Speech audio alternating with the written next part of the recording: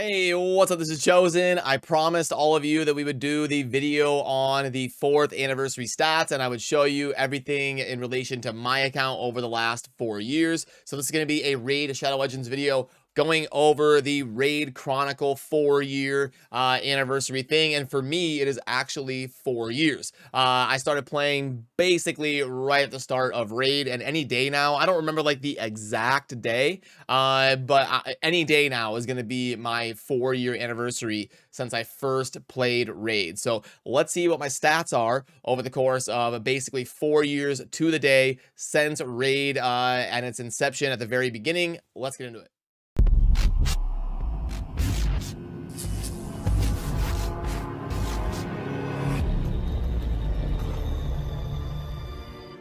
Alrighty, and first of all, yeah, I did do a video on this a little bit like a week ago when I was first reacting to this. I did a video about how it was wrong on at least one of its things in relation to my account, but we'll talk about each area of it individually. And also, I'm not going to play the actual video. I've said this a couple times on my channel, but I did try to play it once during one of my like daily Raid wrap-up videos, and the damn thing flashed a copyright strike on my channel and told me that like I have to delete it and all this. So I was like, what in the world? So I don't know if that's Plarium's doing or YouTube's doing or a misunderstanding or whatever, but anyway, that's why I'm not going to play the video. I'm just going to show you the images from my actual account, and we'll go from there and talk about it.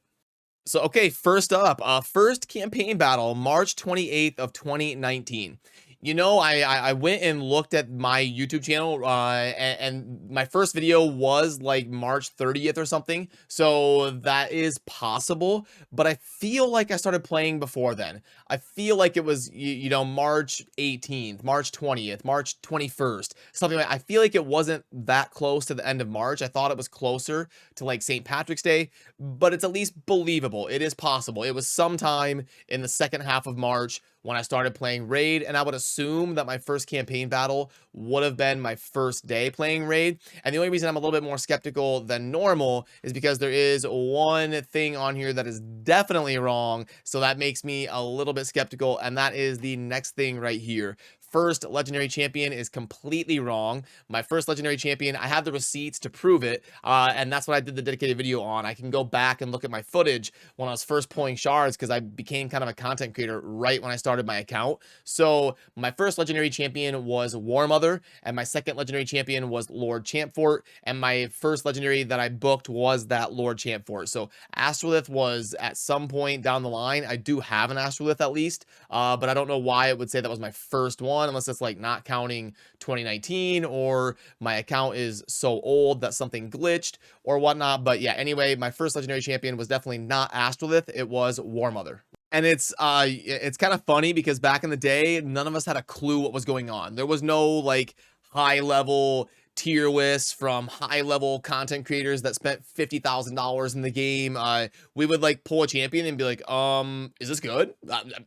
You'd like go on Reddit, or you'd like start asking people on Discord like, so is War Mother good? I pulled War Mother today. Or you'd like go try to chat in streams and stuff, but none of us had a clue. And I remember not being excited about pulling War Mother, and then I also wasn't excited about pulling Lord Champfort. But in hindsight, Lord Champfort really isn't that bad of a progression legendary. He's got a really good HP aura, he's got AoE decrease attack and all of that. So yeah, it could have been worse for my first two legendaries, but I definitely I had some really bad luck in my first probably 3 or 4 months playing Raid. I was kind of trying to whale out and get some of the good epics, like, you know, Tayrell and some of these champions like that, and I just couldn't get anything. I couldn't get like a top 25 legendary or a top 25 epic for a very long time, and a decent amount of money spent.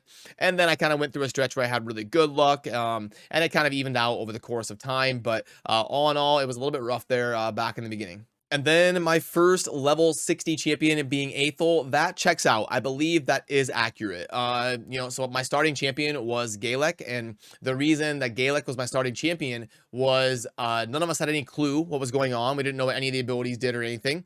And when I did some research really quickly, there wasn't any reliable info on what starting champion to pick. You know, the gaming landscape was much different back then. There wasn't 7,000 content creators for raid. There was like nothing out there. So I was like, so I was thinking to myself, I was like, well, you know, Galek is literally the logo of the app, so there's no way he can be bad. He's probably the safest bet. So I went with Galek, and then I found out Aethel was actually super meta because back then there was no War Master Mastery. So having a triple hitter A1 was really, really good for the clan boss, and Aethel was pretty god tier back in the early day because she was the only one with that triple hit A1. So, you know, I was able to summon an Aethel, luckily enough, and then she was the first one that I invested in, and I kind of abandoned my Galek once I was able to get Aethel, who I decided to make my first level 60. So that one I know is accurate.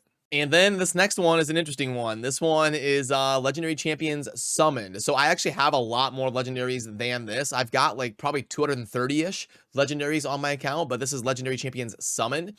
And I think it'd be kind of funny to break this down day-wise. So I've played about 1,450 days. And if we take 1,450 and we divide by 178 here on my phone, we get about every 8 days, 8.15. So every 8 days or so, almost once a week, I'm summoning a new legendary for my account over the long haul of the last 4 years or so. And I'm all about being completely transparent here on the channel and talking about my journey out in the open with you.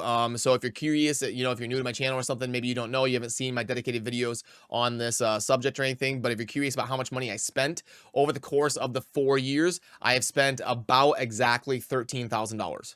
Which is going to come out to like $3,250 that I'm averaging kind of per year. But I was a little bit heavier of a spender back in the early days of raid. Like my spending has probably gone down about every year. Like year 1 was my biggest spending year, and then year 2 a little bit lower than that, and then year 3 a little bit lower than that. And it's kind of like as I get more into like the management phase of my account and I'm a little bit more end game, I don't need to summon like all the faction wars champions and stuff like that. So the spending is kind of tapering off for me a little bit as I go.